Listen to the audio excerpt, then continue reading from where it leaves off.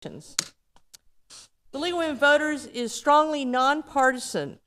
We work on issues and never for political parties or individual candidates. For this upcoming city election, which is on March 12th, the deadline to register to vote is February 11th. In the foyer, we have a voter registrar with us tonight if you want to register to vote or to update any information on your voter registration. The hallmark of democracy is a willingness to treat all with courtesy and respect. Tonight's candidate forum rules call for adherence to those terms of civil discourse between the candidates and the public.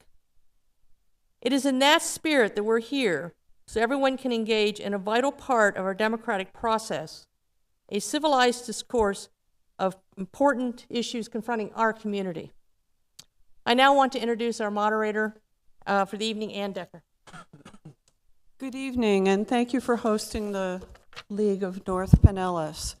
I'm a member of the Voter Services Committee, and I will moderate tonight. All candidates have been invited to participate, and the views expressed in the answers are those of the candidates, not the leagues. So sponsorship of the forum is not an endorsement of any candidate. I've asked the candidates if they would allow me to use their first names, and they've agreed. So it's going to be Connor, Susan, Chris, and Dave. Did I get that right? Yes. David? David. Whatever David. your pleasure. I'm going to call you David. My wife said that bow David, tie, so. I'm calling you David. They picked a number that creates this seating as opposed to the alphabetical seating.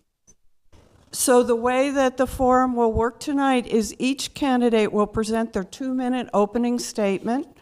Then the questioning will begin. It'll begin with Connor. And they will have 1 minute to ask each question. The starting order will be rotated for each question. So the second question starts with Susan, the third with Chris, the fourth with David. At the end, we'll reverse the order when they give their closing 1-minute statement. I think you know the candidates. Connor Donovan has a BA in public administration and is working on his master's in public administration. The incumbent, Susan, was elected to a 3-year term in 2016. Chris Alahousas is the incumbent mayor. He was elected in 2016. And David Archie was elected mayor in 2010 after serving several terms, and is on the commission, was also reelected in 2013. He's CEO of the Citizens Alliance for Progress, a local social service agency. I want to give the four of you a heads up. We've received a ton of questions. This is pretty unusual for most of our forums, so we're busy trying to combine duplicates. If you don't hear your specific wording in a question, it's because we've sort of summarized it into a big question. I also want to let you know what the themes seem to be in terms of the questions. We have many on development. We have questions on poverty, homelessness, education, and I think I'll begin with a really hard one. Is that okay, Connor? Yeah, that's fine. Okay. The first question to you, Connor, is, there is a local... Oh, they have to do their openers. Darn. I'm so excited. Okay, Connor, you've got your 2-minute opener. Sorry about that. I was going to jump into it. Good evening, everybody. I want to thank the League of Women Voters for conducting this forum, and those in the audience for taking interest in their local government. As this is my first of what I hope to be many forums, let me give you a little background on who I am. I was born and raised here in Tarpon Springs, and I truly love our community. Growing up, I attended Tarpon Springs High School, and recently I graduated with my bachelor's degree in Public Policy and Administration from SPC. While there, I served as the president of the International City and County Management Association student chapter for all campuses. I also interned with the deputy city manager of Clearwater, and I've written extensive case studies on multiple Tarpon Springs projects, such as the dredging of the Anclote River and the Fred Howard Aquarium Partnership. For years, I've worked in downtown Tarpon at my family business, and I've seen our city operate through the eyes of a concerned citizen and from the small business perspective. I'm running to bring accountable and action-driven leadership to our city. Accountability not only through wise spending, but also in knowing that the majority of money we spend comes from the taxpayers. I don't want to take any taxpayer money from the people of Tarpon Springs, which is why I'll be donating my entire salary to the youth sports programs here in town, namely Junior Spongers football, Little League baseball, and Tarpon FC soccer. These programs do great things for our community, and they deserve the support of our elected officials. We also need to be more opportunistic, applying for more grants and lowering the tax burden for not only new businesses, but the businesses that are already here. The future is now. There is work to be done, and I am grateful for the opportunity to do it. Thank you.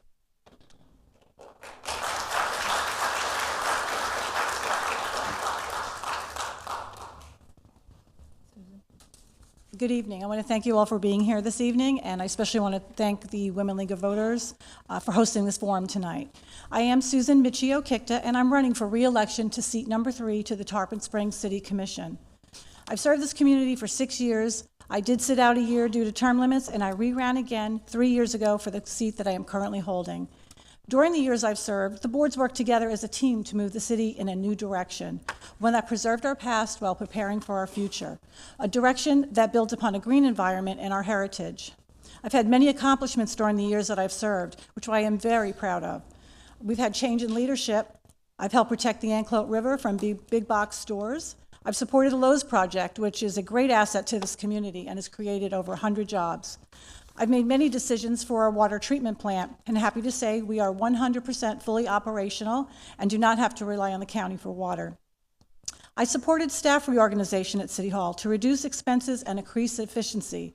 And by doing this, I am happy to say we have run a balanced budget for the past 3 years and have not had to pull any money out of reserves. I've supported and voted on who we hired for our economic development manager. Since Karen's come aboard, we have had more businesses than ever opening in our community. I've supported the improvements that you will soon see in our downtown and our sponge docks areas, and I will continue to listen to the needs of our business owners. I'll continue to support green initiatives within our city, as though I want to ensure the children of tomorrow enjoy the quality of life that we enjoy today. And I'll continue to support and listen to the needs of the leagues that use our sports fields within our city, and I'll continue to work to improve our streets and infrastructure. I see the future of Tarpon Springs a shining city, but only if we continue to build on the foundation that has been started when you re-elect me as your city commissioner to seat number 3. Thank you. Thank you, Susan. Chris? Good evening. Thank you all for being here tonight. I want to thank the League of Women's Voters for sponsoring this event tonight. I'm Chris Salacruz, and I'll be your mayor for the past 3 years, and I want to be your mayor for the next 3 years. Tonight, I'm going to explain what I have accomplished on my first term, what I will be accomplishing on my second term, and why I believe that, due to respect of my opponent, I am the best person to serve you as your mayor. The city of Tarpon Springs has published 100 accomplishments we achieved during my first term. This is an amazing pace. Due to the time limits, I cannot discuss all of them, but we balanced the budget the last 3 years without using any emergency funds. We continue to keep property taxes low. We give incentives to businesses, provide excellent service to seniors. We balance our wonderful tourism industry with the concerns of year-round residents. And I work closely with the police and fire departments to maintain safe community. And we'll continue to achieve these goals and much more in the next 3 years. Most politicians in debates, they will tell you what they're hoping to do. But me, I will tell you what I actually have accomplished. My record speaks for itself. My opponent is like most of our recent mayors. They treated the job as a part-time, but not me. I work full-time for you. I work as many hours as necessary. I'm everywhere. That's the difference. That's why I'm able to accomplish so much in a short time. Not everyone is able to work full-time on a part-time salary, but I am. I prove that, and I work for you. I want you to vote so you can continue to enjoy to be served as a full mayor. And thank you for allowing me to be your mayor and serve you. Thank you very much. Thank you, Chris. David. I first want to thank the League of Women Voters for this opportunity. You know, the question some people ask is, why am I running again for mayor? And it's because I'm passionate. I'm passionate about the city of Tarpon Springs. And I want to help to make a continued difference in the lives of families and children. And I look at being mayor as an opportunity to serve, an opportunity to impact the future of Tarpon Springs. You know, as a lifelong resident, I've seen some things change, some for the good, some for the bad. You know, throughout the years, though, we've been able to maintain some things that I like to continue with, and that's that it's a sense of community, our small town charm, our Greek culture, all these things are important. The decisions that the commission makes can determine the direction of our city, and I want to be a part of that. Each decision must be made objectively and fairly, considering what's best for all of the citizens. My years as a public servant, including my 2 terms as mayor, show that these are the characteristics that I exhibit. The infrastructure, our economic development, all of these are very important, but so is the quality of life in Tarpon. The arts, recreation, our schools, environment, as well as the health of our residents, all are important too. While some don't cost the city money, it does take governmental leadership that will make the tough decisions in spite of undue pressure. I'm asking that you will elect me, David Archie, as your next mayor on March 12th. Thank you.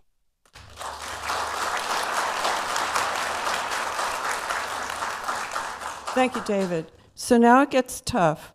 Please withhold your applause till the end of the evening, and please silence your cell phones unless you have a great opera aria on it as your ring, okay?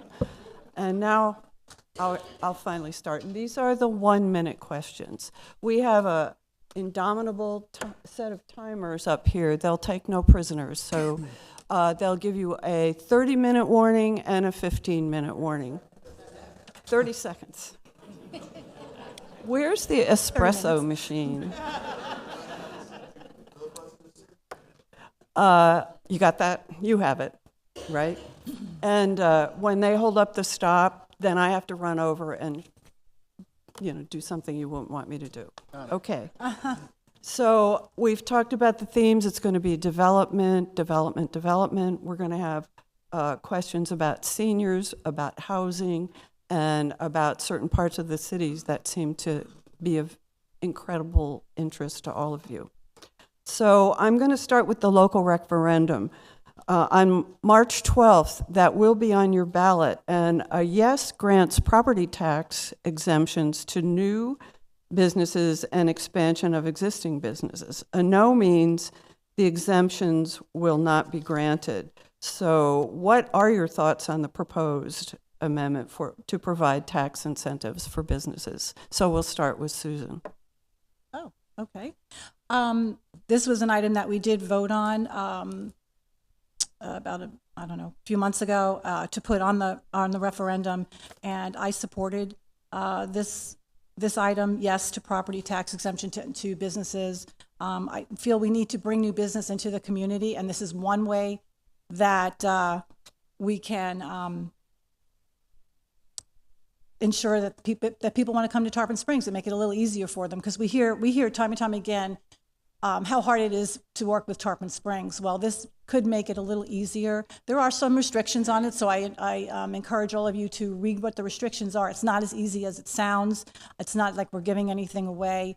But I would support this referendum. Thank you. Chris. Thank you. Providing incentives to businesses to attract new businesses to Tarpon Springs and to create jobs, I am in favor for it. I believe in the long run the city will be benefit because that's going to create revenue. Also, the people of Tarpon Springs, they have a place to work here in Tarpon Springs, so they don't have to drive down to Clearwater, St. Petersburg, Tampa. They're going to spend more time here in Tarpon and their families, so I am in favor to provide incentives to the businesses to create jobs in Tarpon Springs. Thank you, Chris. David? Yes, I'm supportive of this initiative. One of the things about it is it gives us an opportunity to try to encourage businesses on the other side of the river of Anclote, properties that's not being developed now. hopefully will be. What I like about it is that it's going to create, it has a job creation portion. You know, you have to create so many jobs in terms of being eligible for this. And this is another opportunity, I think, to attract the right type of businesses to Tarpon. So yes, I'm very supportive of this. Thank you, David. And Connor?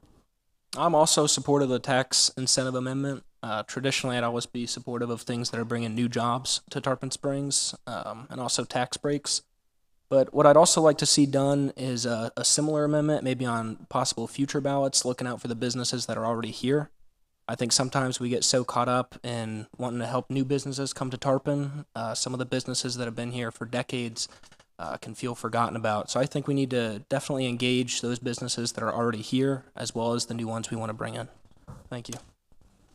Thank you, Connor. The next question will begin with Chris. This is perhaps the highest number of questions we got, and it has to do with the purchase of the Sun Bay Motel. So do you believe it was the correct purchase, and how should the city go about these decisions in the future? There seem to be concerns about how it was handled, who decided it, and I think you guys know what I'm talking about. Yes. So let's start with you, Chris. Well, thank you. For those of you who are not familiar with the history of the Sun Bay Motel, let me tell you the main points. The motel was involved in drug dealings, prostitution, and murder. Has been a problem for many, many years, and it's been ignored. We also lost a life for Tarpon Springs policeman Charlie Kondak. He was a dedicated policeman and a family man. He was killed when responding to the drug-related activity in the area. We looked all the options. We had many public inputs. We increased the law enforcement. By purchasing this property, we now have an area that is free from crime and is ready to be developed to bring new business to Tarpon Springs, to create a motel that we really need, and also encourage the motel right across the street to renovate. Now the neighbors, they feel good. They feel good enough to go to sleep, and they feel great. Chris. Thank you. They're not afraid anymore. Thank you. David. I'll say, as most residents do, I'm of that area, I'm happy that it's gone, but no, I do not support that. Almost $1 million was spent on a 50 by 160 parcel of land that can't really be used for anything. No, I think it's a waste of taxpayers' money. It was a golden parachute for somebody that was doing wrong, as the present mayor said. I don't believe that you should reward people that are breaking the laws of Tarpon Springs by giving them an exorbitant amount of money. That money that the commission could not raise for a pool that would help the citizens, the children, the families in this community. We didn't have enough money for that. But we can spend almost $1 million for a little parcel of land. I say no, I think it was a waste of taxpayers' dollars. Thank you, David. And Connor. The motel was a pretty tough issue. I understand both sides of it. I think something really needed to be done because it was becoming a problem. It was blight. It was a dangerous area. But at the end of the day, I would definitely look for taxpayer money spent elsewhere. I think we could have gotten more creative with the solution there. Overall, I think maybe a revamped code enforcement, possibly new ordinances. Again, I don't want to reward businesses that are breaking the law. I don't want to reward those businesses by giving them almost $1 million of taxpayer money. So while I understand that it was a tough situation, no, I would have looked for a more creative solution. Thank you, Connor. And finally, Susan. Thank you. Well, I voted no to spending $1 million on this property, and on a property that's worth about $275,000. We had a 12-month study done by our police department, and they showed us that how the crime decreased within the 12 months. Every month it went down. So they beefed up security and it went down. We had a case building. If we could have waited another 6 months or so, I honestly believe we could have shut them down. And if not, there was another option. We could have possibly put this up for referendum vote to the taxpayers to decide. But spending $1 million on this property, I think, is not good fiscal management. Thank you. Thank you, Susan. We're not done with these development questions. I'm going to move to the Winn-Dixie issue, and we'll start with David. What are the plans for the old Winn-Dixie Plaza, and will the plans be fleshed out for the public to have a say? You say the old Winn-Dixie property, I assume that they're talking about right next to Winn-Dixie that being developed for as townhouses are concerned. I'm very concerned about the number of houses that's going to be there, but as far as I know, it's already in the planning stages. There's nothing that I can do as a commissioner as it relates to that. There's some positive things that come out of it, along with the negatives. That's having Mears open, but to my knowledge, there's nothing that anyone can do at this point in time. They're already talking about developing that property. Thanks, David. Connor? I agree with Mr. Archie to an extent. We have to respect our former deals. We have to respect private property owners. But that's a pretty prime example of why I believe we need to create an environmental sustainability committee. I wish we would have had one about a decade ago. Because we really need a formal voice to look at some of these land zonings and land dealings before they happen. Because once they happen and once somebody enters that agreement and construction gets underway, it's really difficult to try to stop it.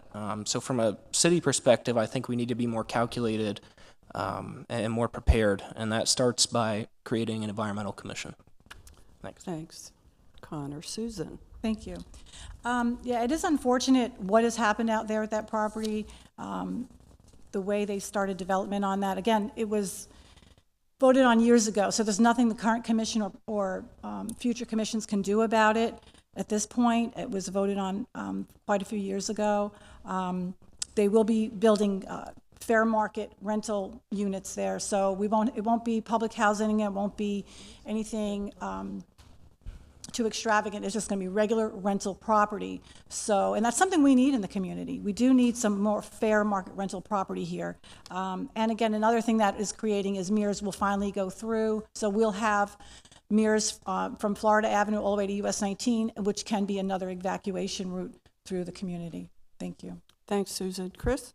Thank you. This is a plaza that has been shut down for quite a few years now. It's empty. I think it's only one store operating right now. And they just changed owners. They're our economic development specialist. The manager has been working very close with the new owners, trying to get it developed. Our hope is to bring some mixed uses there where you can have retail on the bottom and perhaps condominiums on the second floor. We need to have that. It will be very, very desirable because we're going to open the Mears Boulevard, so that's going to be access directly to the US 90, so I think it's going to be a good development to have in Tarpon. Thank you, Chris. And now I'm going to ask Connor an even more complicated question. There were many about this. Several asked about the proposed annexation of the 43-acre property touching Highland Avenue, East Lake Drive, and George Street. They are concerned about the roads, the maintenance, the sidewalks. Will the city be responsible? And does the development conflict with the residents of Northeast Lake and the agricultural estates? Well, I believe if the annexation were to go through, then yes, the city would be responsible. But before any of that happens, I think what you need to do is look at why. Why is this property, why is this piece of land going to be annexed? I think before we go annexing every property that wants to become a part of the city, what we really need to take a hard look at is the location, why, and how's that going to affect the other residents that already live there. So as of right now, I want more information before I would support or not support it. But I definitely think we need to look at why the annexation is even a topic in the first place. Thanks, Connor. Susan? No. Thank you. Obviously. So if this property that you're talking about does get annexed into the city, yes, the city would be responsible for upkeep of the streets and sidewalks and everything out there.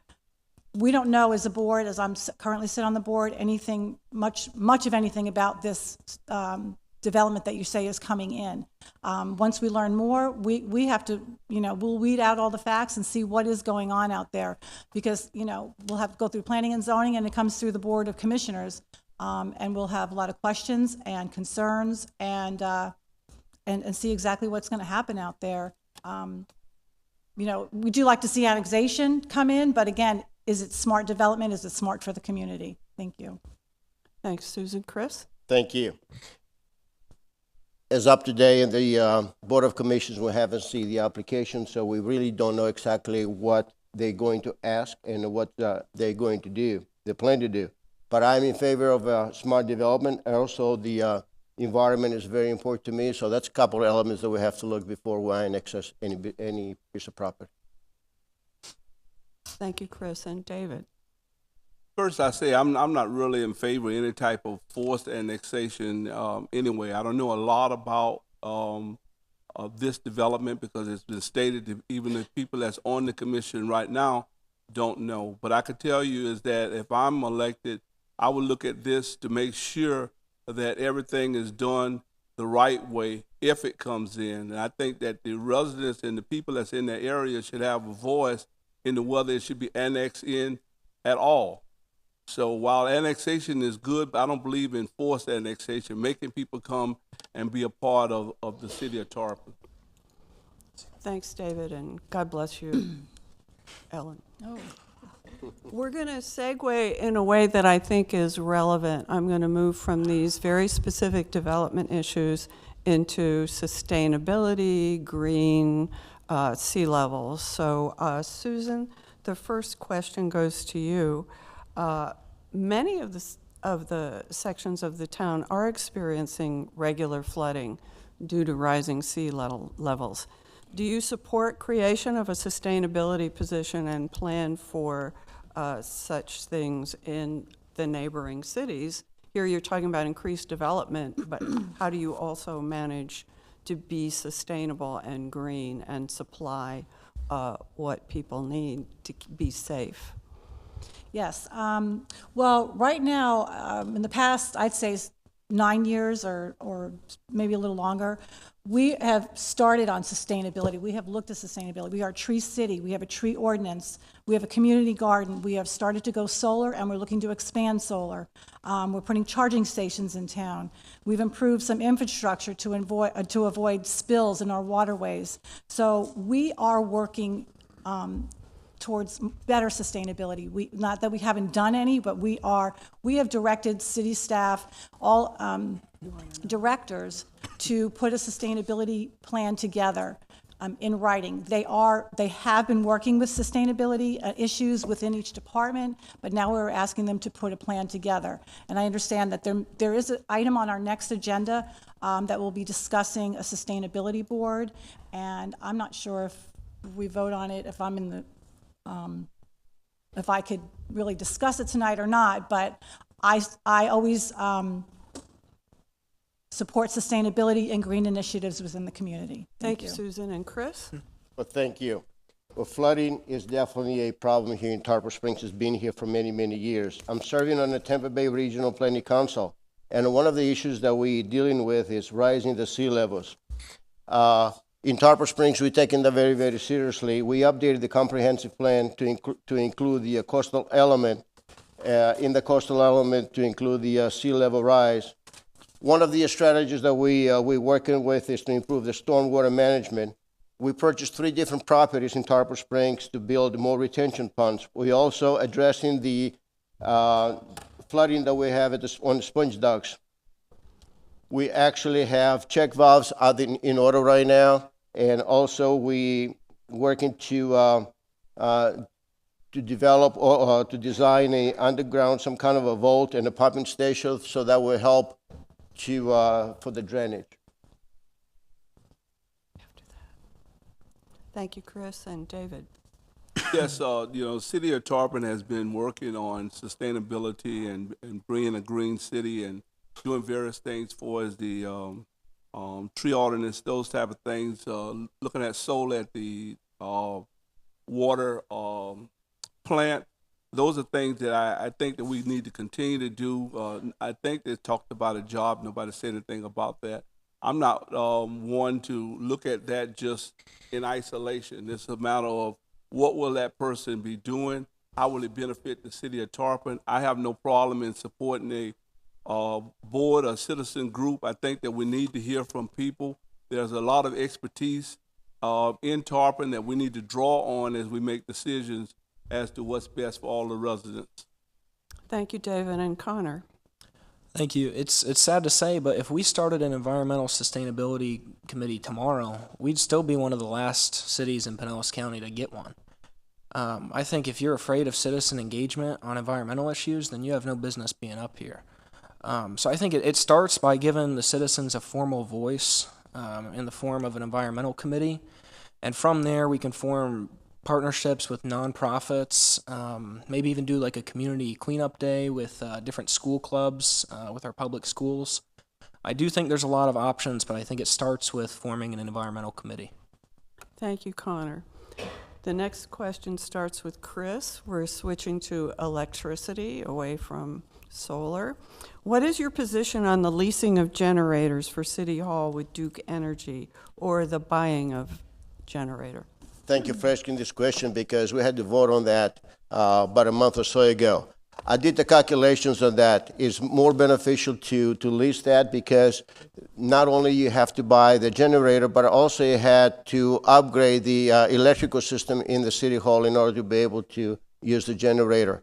But also by leasing from Duke Energy, you don't have to worry about maintenance. So I think I made all the calculations. I think we're way ahead to do with the way we are doing it now.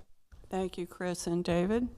Well, I'm not sure about the mayor's calculations, but I'll say that with city staff and the things that they brought, and I've heard about the generator and the reason that they're doing the leasing, I can support that initiative. Thank you. Connor? Yes, I would support it as well. Based on everything I've seen from it, it seems pretty cut and dry. The generator, anything really that helps our government be more prepared to work under any conditions for minimal costs, I'd be a supporter of. So yes, I do support it. Thank you, Connor. And Susan? Thank you. The cost is about the same, but if leasing versus buying, but the upfront cost, if we were to buy, we would have to pull $917,000 out of our city budget. So, and by leasing it, we also, we don't have to pay for any repairs for the first 10 years of the lease. So I was not at the meeting when they voted on it, but I would have supported leasing versus purchasing this item. Thank you. Thank you, Susan.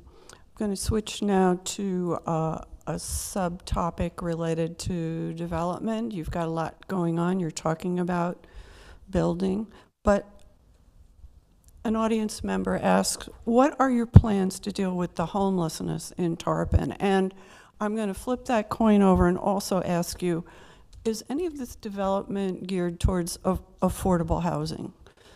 Maybe you don't want to answer both of them together, but could you give it a try? And we're going to start with David. Well, the last part is I'm always have been supportive of affordable housing. I think that, everyone deserves the opportunity to have a home. So we've done a lot of initiatives as far as that's concerned, if that's your question. The other thing for us homelessness, I think there's a balance. We know that there are people that are in need.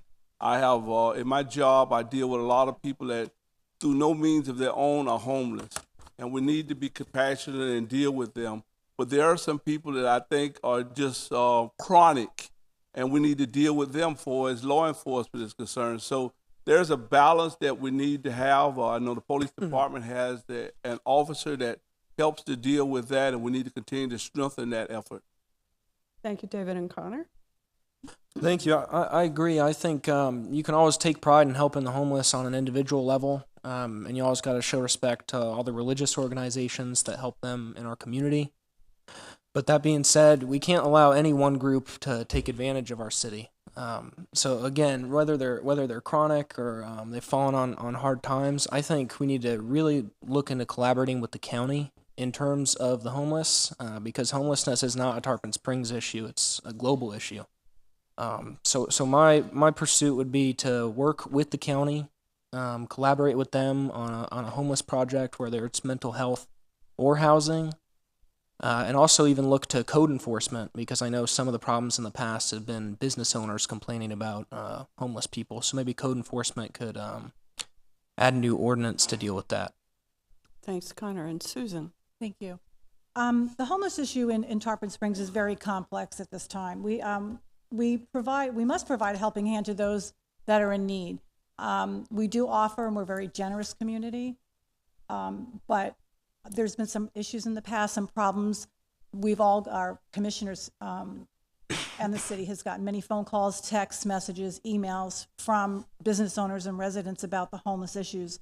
So we have instructed the police department to meet with the faith-based communities, organizations in our community, and put together some plan to better organize the food kitchens and how we do help the homeless in the community. You have to remember, we are all human beings, so we need to respect one another.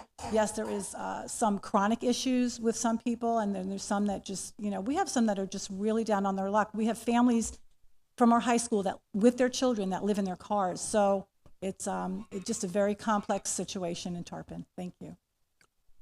Susan, thank you. And Chris? Well, thank you. I am in favor of affordable housing.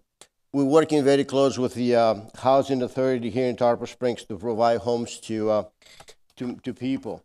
Just recently, they got approval for funding for a new development, so I'm very happy with that.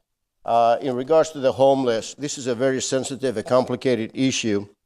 The people of Tarpon Springs have been very generous. The churches, for instance, they're serving hot meals every day. So of course, that's attracting some people. But that doesn't mean we do nothing. We have the police department, the outreach program, which assists the homeless to obtain temporary housing, other support services for daily needs. The past 3 years, we were able to help 200 homeless people.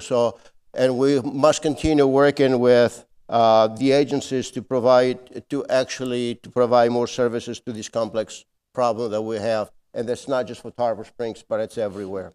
Thank you, Chris. I'm going to add another dimension to this. It's not the case that the homeless are always young or single, but often they are seniors. And seniors really need affordable housing in this age of excessive development. What are your priorities for the senior community? And will you continue to support the Senior Information Center? Look at this face. I care about this question. And we're starting with Connor, the young one. You have parents, right? Yes, ma'am. I'm not a senior, but I do care about them. I honestly, as far as the senior things go, we're trending up in Tarpon Springs. Over the past few years, we've made some really good moves to help our seniors, including the Information Center. I do support the Information Center. But I think as far as any stakeholder goes, especially being the age I am, I don't know everything. So I think it's wise to really rely on seniors and meet with them face to face. I think sometimes, whether it's email or just them coming to city commission meetings, it can get a little convoluted. And I want to actually meet and sit down, and I'm willing to talk to anybody, especially seniors, about their needs specifically. So I'm always open, and I do support the senior center. Thanks, Connor. Susan? Thank you. Yes, the senior, that's all another issue. We have a homeless issue, and then we have many seniors in our community. Florida is known for being, the retirement state, and I will be a senior as of next month. So, we do have the new info center for the seniors over at the library, and I think that's a great start. We've just implemented with PSTA is the Hop On program. Healthy Hop program with PSTA. So, and it's important to get seniors because at some point you can't drive. So this program is great. Make a phone call, have people pick you up at your home and take you to your doctor's appointments or hair appointments or whatever your needs are. So I would always support seniors. I've taken care of 2 elderly parents, and they need it. They need us. They need you. So I would always support any needs for our senior community. Thank you. Thank you. And Chris? I want to thank you for asking this question. Last year, we created the Senior Information Center where seniors and residents can actually call or go there in person to get information about services and benefits that are available to them. Here in the audience, we have the volunteers that are actually working on Senior Information Center, and I want to thank you. December 4th, about a month ago, we officially launched the Healthy Hub Transportation for Seniors with a Low Income. This is the first time that we team up with the PSTA and the Florida Hospital to provide this important service to our seniors. This was one of my campaign promises, and I completed it. My next term, one of my goals is to provide senior center for our seniors. Thank you. Thank you, Chris. David? I'm definitely for whatever we can do for seniors. I don't proudly say I'm a senior, but I am. I've been involved with seniors for a long time. In our site, we've had what we call a congregate dining program. It's the partnership to the Meals on Wheels program. So whatever we can do to help our seniors, especially they are a very vulnerable population. You know, some are in isolation. So I like to do some things where they can come out, and we used to have the program before the government decided that they would cut it and move it to Dunedin. So hopefully we can get programs like that back in Tarpon that we can support all of our seniors. Thank you, David. The next question begins with Susan. I'm afraid I'm back to development. These questions are pouring in. This is about the Walmart property. Will you consider beginning the process of applying for a Florida Communities Trust grant for the purpose of acquiring the Walmart property for conservation and public use? This is very appropriate for me. That property has been a thorn in all of our sides for many years. I have contacted many agencies. There is no money available, is what I'm being told. I went to some conferences with the state. There is no money available, so I have tried. I understand there may be some development happening shortly on that. There's some talks within the community. There might be some development there. Something needs to go there, but again, it needs to be smart development because it will be on our waterway. Thank you. Thanks, Susan. And Chris?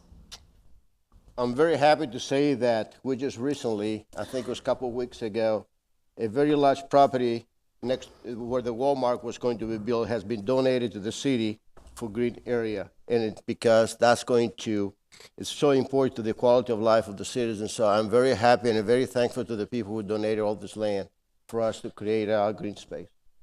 Thanks, Chris. David? Well, I think that, that property is environmentally sensitive, and that part should be taken care of. What I say to people is that, I was talking to someone today. We are park rich. We have more parks around this town than probably anywhere else in this county. But the thing that I tell people that we have to be concerned about is that we continually want to lower the taxes, but what's the upkeep? The park at Howard Park just a few years ago was about to close limited days, charging people to park out there just to try to have upkeep for that park. So it's a lot of things that go into this instead of just saying, let's create a park and have everybody in Tarpon have to pay for something that we really don't need. But I do support us having wise type of development at that property. Thank you, David. And Connor? I agree. I don't think it's a black and white issue, whether you want to park there or a bunch of factories or anything like that. I think this issue, it's been going on in Tarpon for a really long time now. Again, I guess if the grant was available, then yeah, I'm all for applying for grants. I'm all for trying to get money. But in terms of what actually is going to be put there, I agree. I think we need to be smart about what we put there. given that it is environmentally a sensitive area. I also think that, again, the environmental committee would be able to look at that better. And maybe we could even commission some sort of environmental review or an environmental research on the area before we decided what we were going to do. I think it's wise just to consider all options. Thanks, Connor. Speaking of parks, and I'll start with you, Chris, what improvements do you think should be made at Sunset Beach? Walkways, boardwalk, restroom, picnic area, shelters, info kiosk? That is one of your most gorgeous parks. The Sunset Beach is probably one of the most beautiful places that we have. Many people are using that. We have the free concert once a month. The people enjoying. Yes, we constantly have to do improvements. We have to do all the work that you have mentioned. But I believe that because it's affected by the weather, you constantly have to do repairs there, or we have to do continuously have to do many improvements. Thank you, and David. I'm definitely for continuing the effort out there. It's ironic that one of the young people in the audience, when they was in elementary school, volunteered to help build a kiosk out there for information. So I'm very supportive of that. There are a number of things that have been done there as far as playground equipment, the pavilion that's out there, but more can be done, and I'm definitely in support of trying to bring as many amenities to Sunset Beach as possible. Thank you, David, and Connor. I agree. I definitely support updating the boating ramp and anything that has to do with that and gaining more access for our residents out there. But at the same time, I really want to try to keep Sunset Beach natural. You know, usually when I go to the beach, you know, I'm not looking for getting greeted by an information center or anything like that. But I do think a tactful kiosk, maybe with some information, would be good. But again, I'm all for keeping Sunset Beach more of a beach than anything else. Thanks, Connor. And Susan. Thank you. Sunset Beach is being utilized more and more, especially since Fred Howard has started charging fees to enter their park. So we are seeing so many more people visit our beautiful little beach that we do have. We did improve the boat ramp last year. We did parking to be able to park some more boats and trailers, and we've been in discussion as a board on some beautification projects that we'd like to see out there, and we will be, if you will, sprucing up the Sunset Beach a little bit with painting some walls and fixing the boardwalk area. It needs work, and it's unfortunate that the sand area where you drive on, when it rains, it starts getting holes again. So the staff is out there quite a bit, constantly fixing the street and filling in the dirt where it needs to be filled in. And we did just put new pavilions in as well just a couple years ago. Thanks, Susan. Let's continue along fun things for Tarpon. How will you assist Little League sports organizations to continue to thrive, David? Well, you know, the city actually helps to upkeep that all of those fields, and I think we need to continue to do that. We need to look at expansion of our Little League fields to have more. I'm definitely for recreation. It was one of the first committees that I was on, was the Recreation Committee, because I believe that if we keep our young people active doing things like that, then they learn a lot of beneficial things. So whatever the city can do to expand our Little League, then I'm definitely in favor of. Thanks, David. And Connor. Yes, ma'am. The Little League sports is near and dear to my heart. I know in the beginning I mentioned that I'm donating my entire salary to the Little League programs here in Tarpon Springs. But I think it goes beyond that than just money. I think to start helping them out, we need to partner with nonprofits like some other cities do. I know the city of Clearwater helps the Clearwater Tornadoes and their Little League programs by partnering with nonprofits to get their registration fees down, as well as free equipment. So I think for all the sports, for boys and girls, our city needs to put more effort into looking at partnerships and collaborating with nonprofits to help them. and kind of get back to really supporting them. Thanks, Connor. Susan? Thank you. We just approved in our budget $90,000 to put back into the Little League field over at Sisler Field. So there's going to be some major improvements there. We also bought some property next to the field, so we will be expanding that as well and helping with parking and stuff. So I've sat in some of the board meetings in the past, and I will support anything we can do to help our Little League and our junior spongers. I've helped out there, volunteered out there many, many hours. And my child never played ball, but I volunteered out there, and I moved the chains, and I sold hot dogs and hamburgers. Whatever you can do to help any of our leagues in town is very important. Thank you. Thanks, Susan. And Chris? Thank you. Youth recreation is very important to me, and it's very important to the whole board. As Susan just stated, that we have budgeted $90,000 to make improvements on the field, but also we just purchased a piece of property to provide more parking to the Little League. And we also have a representative who actually attending the monthly meetings that they have to make sure that all their needs will be met. Thank you. Question to you, Connor, another fun one. What are your plans, or what happened to community pool? Is that something that didn't happen? I'm not sure. Go ahead. Yeah, the community pool is something that's been discussed for a really long time now, and due to budgetary constraints, it ended up not happening. I know Mr. Archie mentioned earlier about taxpayer money being used for it. I am in favor of creating the pool, absolutely, but again, it has to be smart, because every penny we spend has to be justifiable to our taxpayers. So it has to be done the right way. Maybe collaborating with the county further, or via some sort of grant or nonprofit, we could get the price reduced. I know originally it was going to be $300,000, roughly, just as like the base cost. So ideally, yes, we can do the pool, but again, we have to keep accountable spending in mind. Thanks, Connor. And you, Susan? Thank you. The community pool is unfortunate it didn't happen for us, because we had many plans, especially with our rec department. The city was committed to paying half of the cost, and the school board was committed to paying the other half of the cost. And what happened is the school board is the one that pulled out of the whole situation. They decided that they couldn't afford it. So right now there is no plan for a pool. I would love to see a community pool in this area, because like I said, our rec department had plans for that. We were going to be bringing swim teams in, which means bringing many people into the community on the weekends, which means tax dollars, people spending money in our community. And then also we would be able to open to the public as well, and to give our youth a place to go and swim and exercise.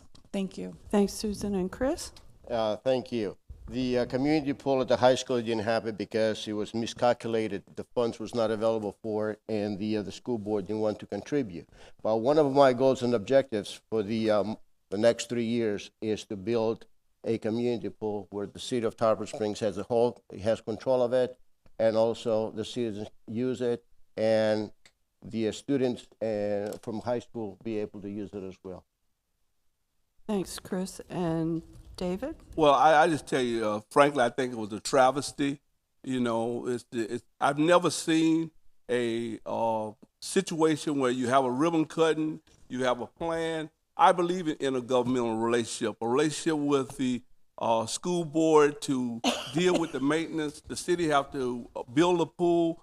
It was a little over budgeted, about the same amount that they used for Sunbay through a loan, but the city could not put any more money into a pool for the children, but they can buy a piece of property, 50 by 160, waste taxpayer money, and then could not provide a pool. And now we're saying we're gonna find this land that we don't have. I know we can't build it on the Sunbay property, you know, and we're gonna have the money to maintain it too.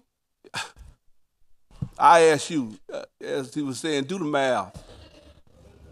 Thank you, David. And I don't know if this connects. This question will go to Susan. What, if anything, should be built on the Stauffer chemical site? The only thing I could think of that No swimming pool? No. No, sir. Above ground. And it's Right. a lot of land there. But what I see as a boater going up the river is I think that would be a great place for boat ramps to be put in. It's a perfect spot in the middle of the river, and we could, charge to launch boats, which is another avenue to generate income for the city. And it's just a great. I think that's the. Every time I go past it on the river, that's the first thing I think of. This would be a great place to launch a boat, and it's unfortunate that nothing's happened with that property. Thank you. Thanks, Susan. Chris? Well, thank you. Stafford Chemical Site is a property under the Pinellas County jurisdiction. It is contaminated area and has been capped and has been monitored by the EPA. Part of the property, though, is usable, and it's buildable, and it will be great for a boat ramp with parking, something that we need for family recreation, and I'm in favor to get that. Thanks, Chris. And David? I really don't know. I tell you, maybe we have a sustainability committee. Maybe they can look at it. But that's a super fun site. It's been capped. What can be done there, I'm not sure. That's been a while since that site has been there. Looks good. But most people don't want to do anything on that site. So I'm not sure what can be done there. Thanks, David. Connor? Yeah, the Stauffer Chemical Site is one of the largest remaining Pinellas County industrial sites that hasn't been developed yet. But I think for good reason. I know you have to balance jobs and safety because it is a super fun site. And even though they've capped it, it's reviewed every 5 years, and I believe the next review is coming up in 2020. So as great as having a boat ramp would be, or even maybe putting some docks out there, I would urge patience on the Stauffer Chemical Site. I'd like to see what that next 5-year review, see what they say, because I know right now it's only a portion of it that is buildable. Maybe over time, more of it could be buildable, but I would wait on that. Thank you. Next question begins with Chris. Is something being done for the infrastructure to make Belcher go through to MLK, and how will you help get this accomplished? Once we get the mirrors connected from alternate Pinellas Avenue, South Pinellas Avenue to US 19, that'll be the next thing that we need to take a look and see what can we do to connect a portion of it, because eventually that's going to help with the traffic. Thank you, Chris. And David? Well, I think it's something that need to be looked at very hard, especially infrastructure. Belcher will run straight through the heart of a community. That there's no sidewalks, no anything to protect the people. So while it would be convenient as far as opening up, all of that traffic that we funneled down into a residential area like that, I think needs to be looked at very closely. First thing and foremost, I believe in we need to protect our residents and make sure that they're safe. So I think it's something that we really need to do a lot of research on before we just open that road up. Thank you. Connor? I agree. I'm all for less traffic, but that's something we would need to collaborate with the county on. You'd have to have the right permitting. It'd have to have the appropriate environmental concerns checked out. Again, as Mr. Archie mentioned, the pedestrians, it would have to be safe. It'd have to be done right. I think that's something that's a long way off, but hopefully in the future, I'd love to look at it, and I would support it if we could work with the county and it'd be under the right conditions. Susan? Thank you, Connor. Thank you. I lived in that community in Oakleaf when this subject came up once before, and it did not pass. The community fought it. That is a roadway. There would be so much traffic going through the community. I don't think it would be safe. There's no sidewalks, as Mr. Archie said. They just planted trees all the way down the easement, so there is not much room for more traffic. And again, I think it would not be safe for the community. Thank you. Thanks, Susan. Starting with David, another traffic question. When will the apartments on Pinellas Avenue be completed, and how will increase in traffic be controlled? Thank you for the easy ones. I'm not sure exactly the date of that completion. And truthfully, I do believe that it's going to be a traffic nightmare. I'm not sure what can be done truthfully. You have a light right at Mears. So what can be done? I think that the way that they have the cars coming out and in might alleviate some, but get ready for some backed up traffic. 260 apartments coming out on the Order 19. I don't know what can be done. Thank you, David. Connor, got a solution there? I hope so. As far as those apartments are concerned, again, as far as when they're completed goes, I think that's up to the developer's pace. I'm not sure. But in terms of traffic, again, a lot of our city roads that are within Tarpon Springs, it's not, necessarily Tarpon Springs roads. It has to go through the county, and the county has their own separate committees on traffic. But I think we need to go to every single county commission meeting and talk about this before it happens, because like Mr. Archie said, it is going to be a traffic nightmare right there. I know that was a big reason why there were a lot of opponents of the Wawa going in close to there, is because of how much traffic is already there. It's really bad in the morning. It's really bad in the afternoon. Those apartments aren't going to help it. So I think no matter what we need to do, who we need to speak with, we need to go, whether it's to Tallahassee or to the county commission meetings. We need to work with them and be smart about how we're conducting our traffic there. Thanks, Connor. And Susan? Thank you. Yeah, traffic is an absolute nightmare in Alternate 19, especially when it backs up from Tarpon Ave all the way down to Klosterman. It's bumper to bumper. Do I think these apartments are, this is going to add to the problem, unfortunately.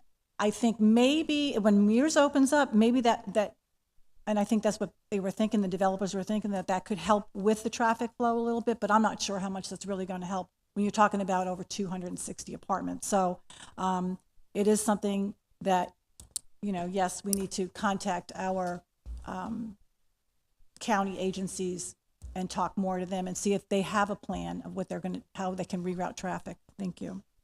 Susan, thanks. And Chris? Yeah, thank you. The permits for this project was actually issued 6 years ago. With this project, when it's completed, also the Mears extensions must be completed in order for them to get a general inspection.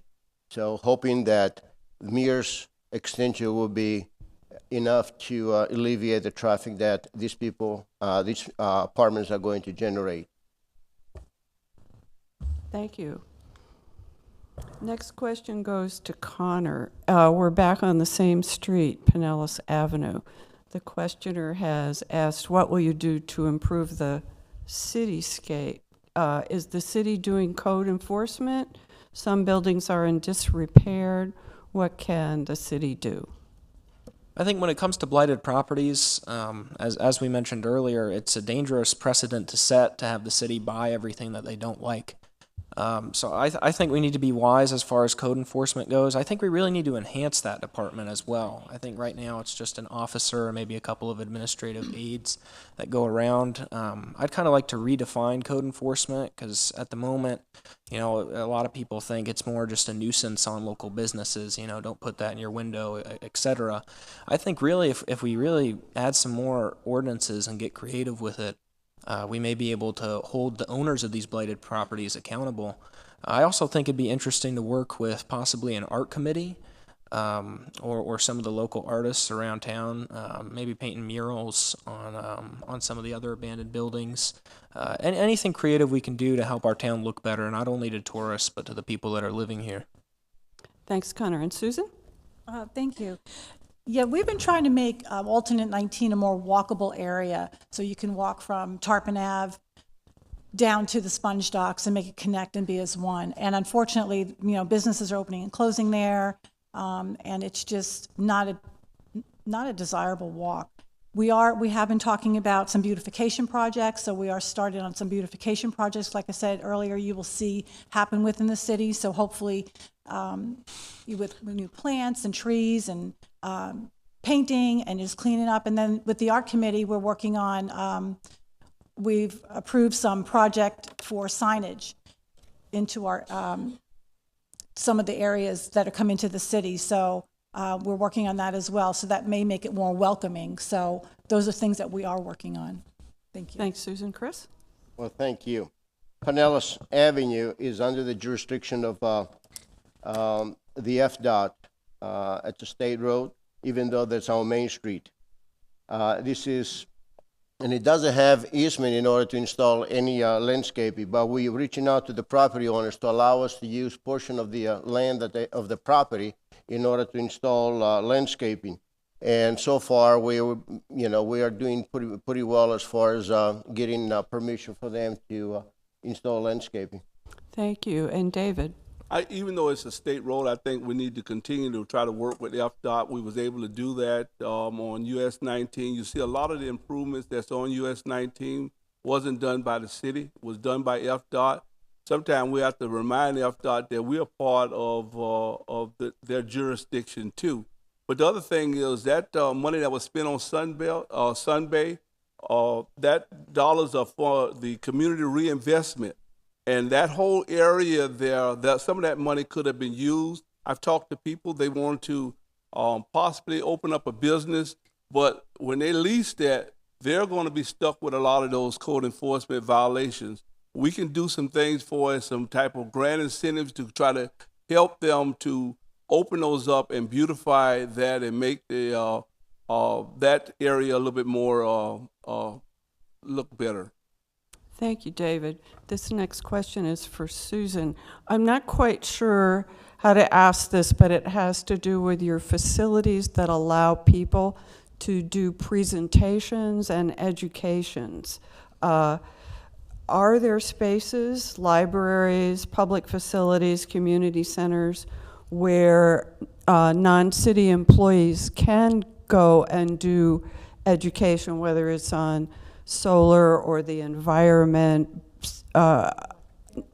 electric vehicles, not-for-profits want to come in and do sort of public education? Where can they do that? I'm sure they could schedule something at the library. They would need to schedule that again with the library staff. Possibly the community center. I know there are certain organizations that do meet at the community center, at our rec center, uptown. So you could call, especially the rec center and the library, you can always call the city manager office and he would see what would be available on the day that they are looking for to put on presentations. Are they free, the spaces? That was the part rec of the center, question. well, I know there's a couple organizations that meet at the rec center and they are charged for that space. I don't know that the library charges, that may be free. That's something that would have to be worked out. Chris? Thanks, Susan. As Susan stated, the library meeting is available for education meetings, as well as the community center and the Old Tourist Club. Of course, they have to call the city manager's office to make sure those places are available. Thank you, Chris. And David? The site where I work at is a neighborhood family center. We have had many groups come in, do presentations. There's no charge for it.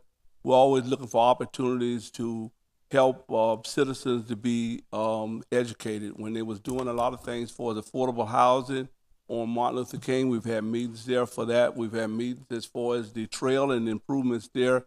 So if you need to do something like that, then you can contact me. I can figure out if we can be available for you. Thank you. And Connor?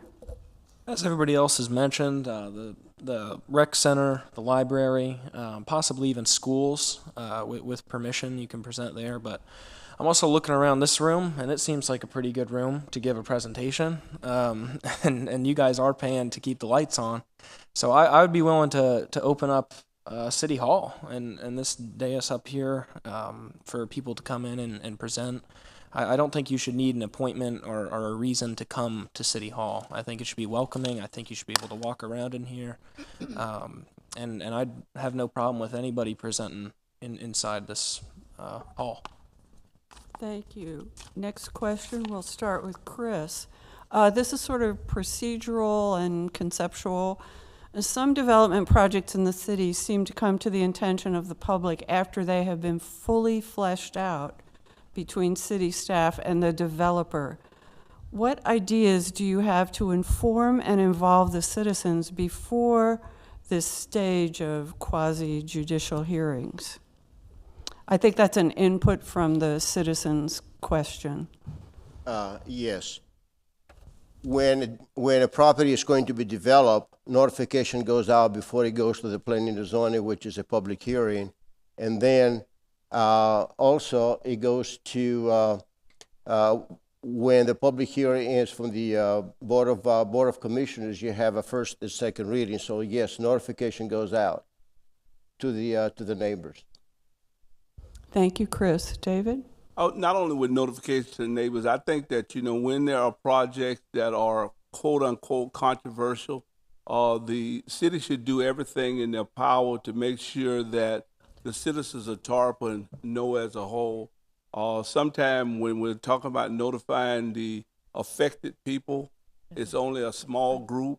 In reality, a lot of the projects affect all of the people. And I think that we need to do a better job of trying to notify people in Tarpon, either through the water bills and the rest of that, about these type of projects that could impact their lives. Thank you, David. Connor? I agree. I know in the past there's been some discussion about possibly including upcoming, maybe controversial land dealings, whatever it may be, on water bills or some of the different mail that the city sends out. I'd be in favor of that if we were able to do it. Also, any information kiosks or anything like that around town that we're even thinking about putting out there, I think there should be notices posted, as well as here in City Hall. So I mean, everything we can do to encourage citizen engagement and encourage citizen knowledge, I think we need to do it. Thanks, Connor. And Susan? Thank you. Currently, if there's a controversial issue in the community, we do post on the website. We do a lot of updates on the website, on our TV channel. We have a quarterly notifications that go out in our water bills now. And we do notify surrounding property owners, which I don't think that we notify enough property owners. I think we need to expand and go outside of where we are now to include the whole neighborhood, not just, next door neighbors. And that's been a lot of what I hear sitting up here, is that people aren't aware because, they're not next door to the project.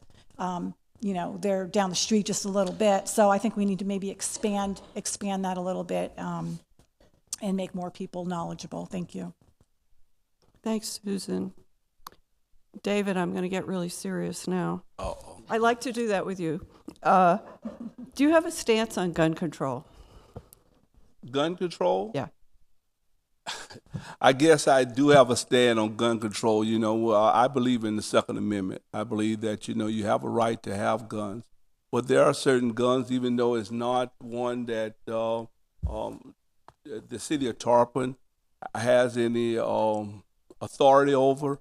I think there are certain guns that have been used in mass murders that should not be easily gotten. So yes, but I'll tell you this: I supported having the gun shop out there reload, because I believe that it's safer to have people have a place to shoot and be able to handle a gun than it is not to. So I do believe that you have a right to have a gun, but certain guns I don't think is not something that people should be get so easily. Thank you, David. And you, Connor? Yeah, I don't know how much control I'd have over that from the city perspective, but I do support the Second Amendment. I do believe it is your right to own firearms. Hopefully, we're doing it knowledgeably, and I do support background checks as well. No, I think that's your American right. If you want to own a gun, you can own a gun, whether it's for protection or hunting or so on.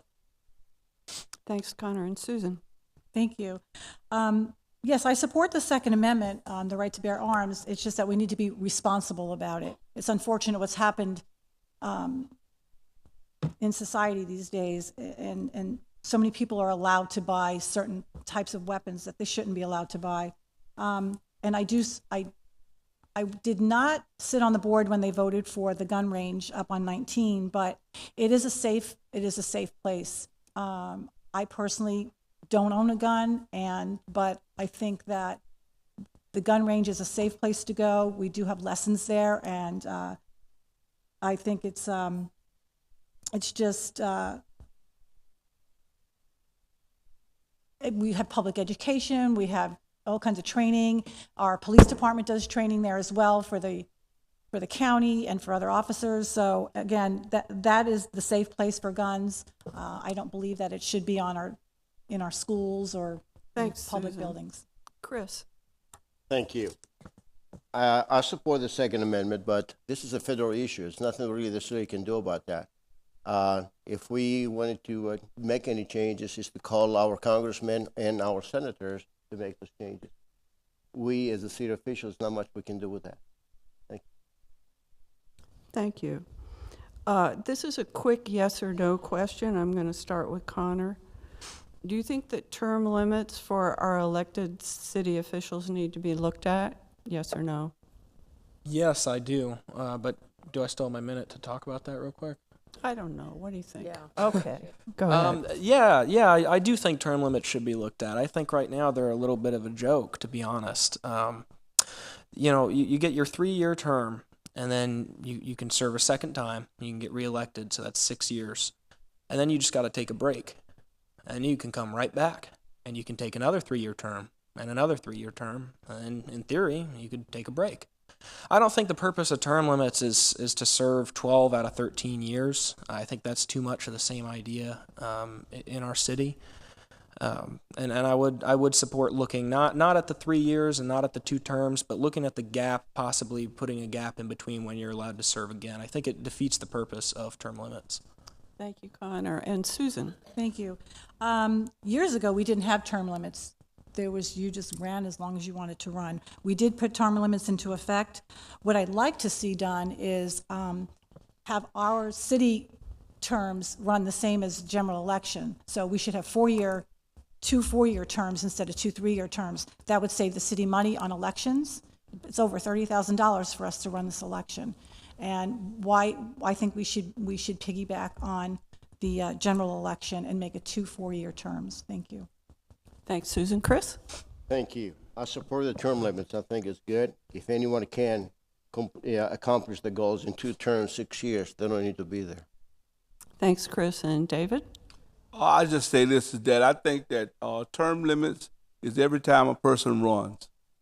If the voters do not want you, 1 term is enough and you will be gone. So I think that, when you are running for office, there's a natural term limit every time that you face the voters. And so you need to be able to do a good job so that they'll reelect you or they tell you that you're termed out. Thank you, David. Now for some fun stuff as we begin to wrap it up. You have a lovely website. It's very inviting. And you continue to be called the best historic small town in the U.S. I would like to know, and many in this audience would, how do you plan to increase tourism? Do you think the historic character of the town is a positive attribute? If yes, what will you do to support the historic character? So this is the kind of richness about your city that many of your citizens care about and want to know where you're going to take it in the future. We're starting with Susan. Thank you. This is where I get tired.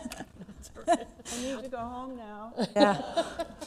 Well, first, we have down county, it's the TDC meetings, and we don't have anybody from staff going down there. And that is a very important meeting for us to be at.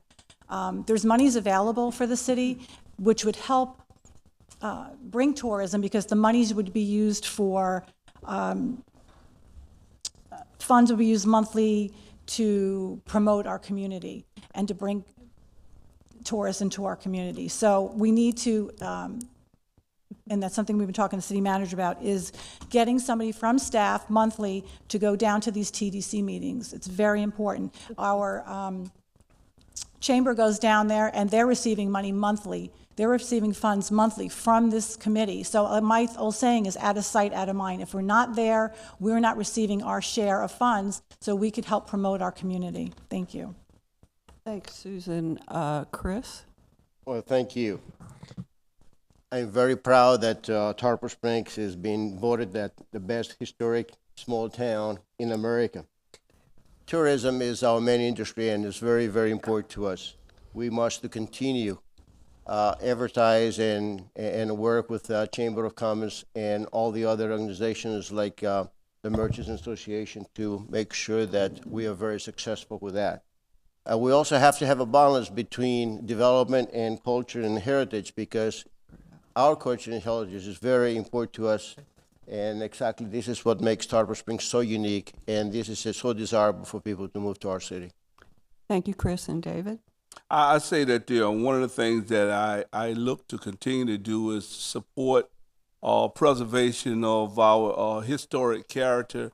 What's happening at the Sponge Dock. You know, we are a tourist destination because of these factors. We need to continue to protect that. We need to continue to enhance that. When we've had opportunities as far as intergovernmental relationships, is why we have the trolley bringing people off of Clearwater Beach to Tarpon. We need to look for opportunities to help to enhance our tourism. We need to be able to collectively work together to spend dollars in terms of marketing what we have, but also we need to be aware of what we have so that we can protect that. So I'm all in favor of tourism, but I definitely want us to protect our historic character. Thanks, David. And Connor? We are absolutely a tourism town, coming from our traditions and our identity as, you know, the Greek sponge diving community, especially down on the Sponge Docks, downtown Tarpon. Those historic areas really help give us our identity. I think a lot of times with tourism, it's not as simple as a media campaign or just beautification. I think tourism goes deeper, even to some projects that you might not consider, such as infrastructure, you know, keeping our roads good, keeping our roads clean. The biggest one being the dredging. I think the Anclote River is probably our most important tourism aspect here in Tarpon Springs. The Anclote dredging per year brings in $252 million in tourism and marine-related commerce. So I think a lot of our infrastructure issues and issues you wouldn't quite consider to be tourism issues really help form our identity in Tarpon Springs. Thanks, Connor. And now to you, Chris, for the last question before you do your wrap-up. If reelected in your case, at the end of your term, what would you like to see happening in Tarpon that isn't happening now? In Tarpon Springs, we were able to accomplish a lot of things. On the last 3 years, we were able to complete 100 projects. So the board of commissioners as well as the staff will work very well together to do that. But we still have a lot of more work to do. There are many projects that I will be covering on my closing statement. But one of those is to have a senior center for our seniors, as well a swimming pool that we talked about earlier, and recreation for our youth. Thanks, Chris. And David, what do you look forward to, if elected, to be happening at the end of your term that isn't here now?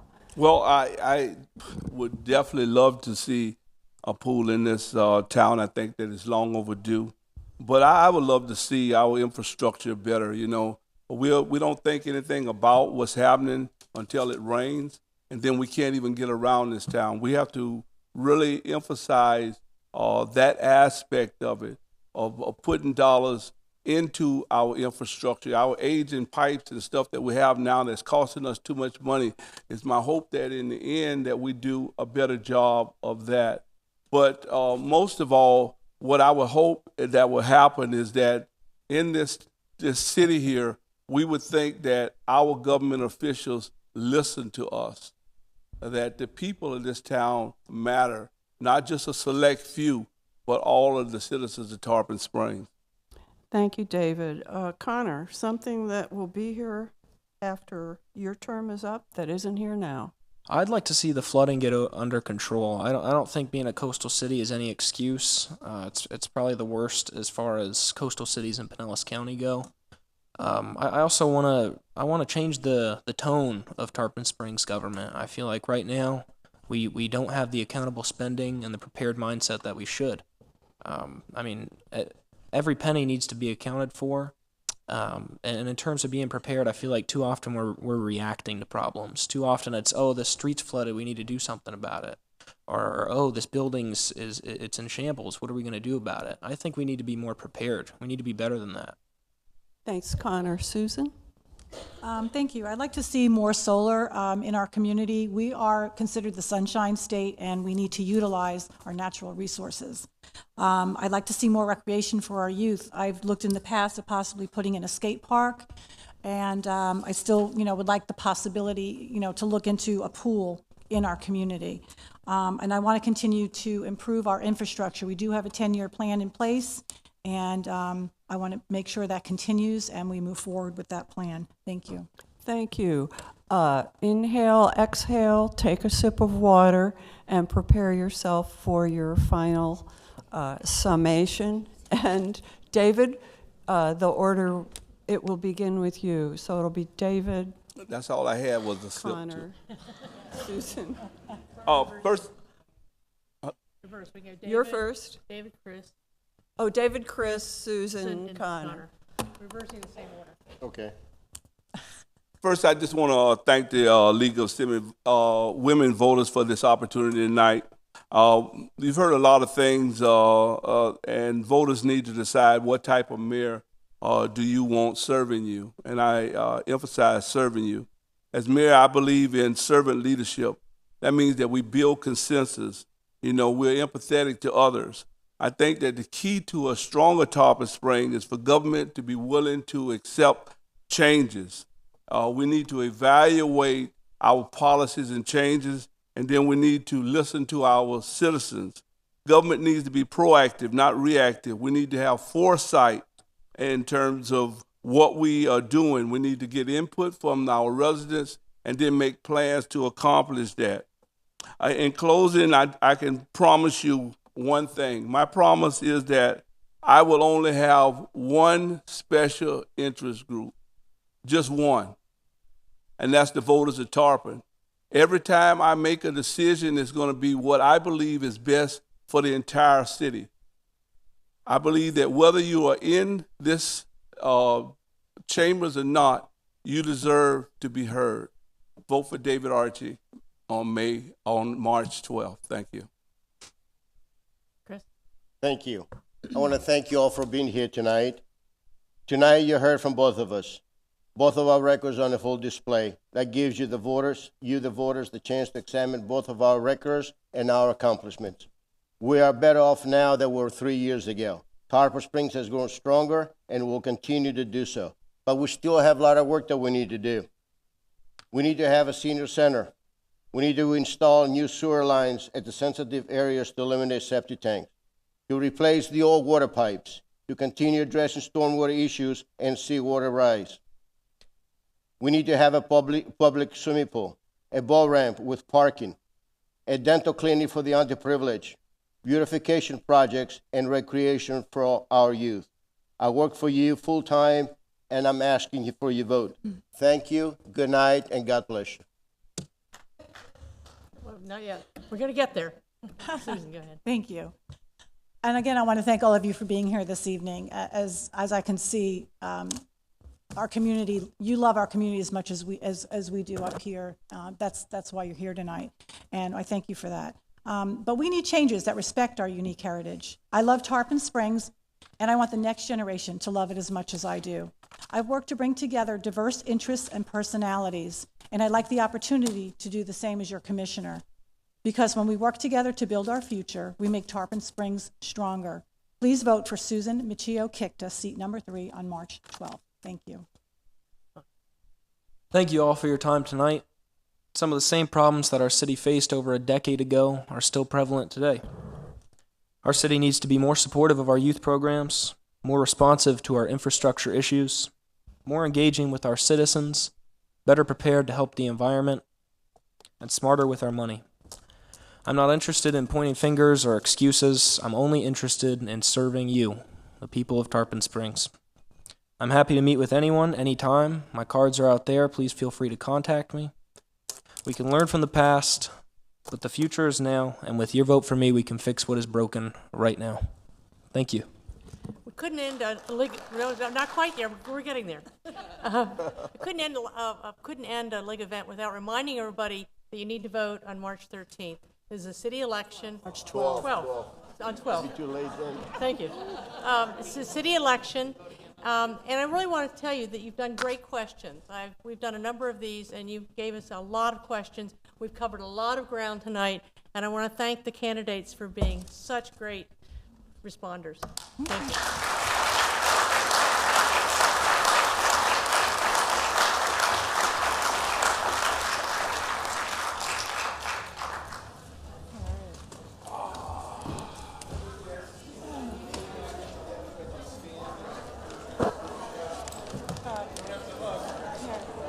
Without the whole hand.